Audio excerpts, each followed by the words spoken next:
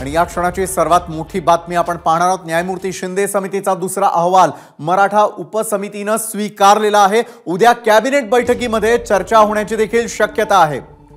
मराठा आरक्षणावर उद्या मुख्यमंत्री विधिमंडळामध्ये आपली भूमिका मांडणार आहेत। छगन भुजबळांच्या रामगिरीवरती मराठा उपसमितीची बैठक, या क्षणाची सर्वात मोठी बातमी। न्यायमूर्ती शिंदे समितीचा दुसरा अहवाल यावेळेला स्वीकारण्यात आल्याची या क्षणाची सर्वात मोठी आपण बातमी पाहतोय। मराठा आरक्षणावर उद्या मुख्यमंत्री विधिमंडळामध्ये आपली भूमिका मांडणार आहेत। छगन भुजबळांच्या रामगिरीवरती मराठा उपसमितीची बैठक।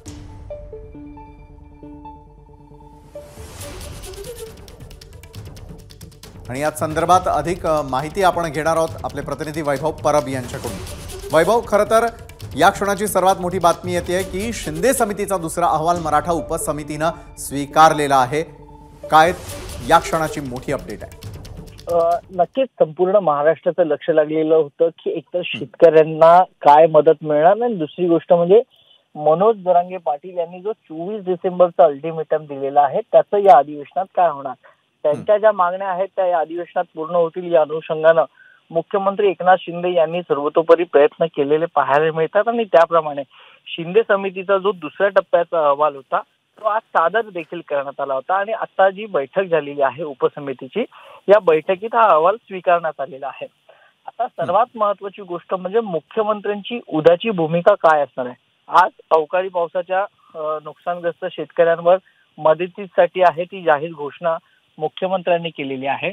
आता या अधिवेशन शेवटच्या टप्प्यात आलेलं आहे। 20 तारखेला हे अधिवेशन संपुष्टात येणार आहे आणि उद्या याची बीएससी म्हणजे बिझनेस ॲडव्हायझरी मीटिंग होणार आहे की हे अधिवेशन कधी काळपर्यंत चालेल।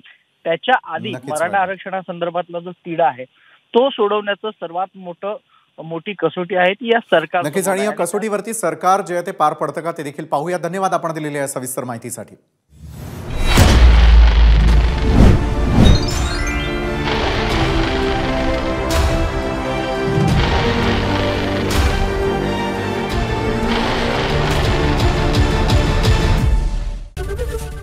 एबीपी माझा, उघडा डोळे बघा नीट।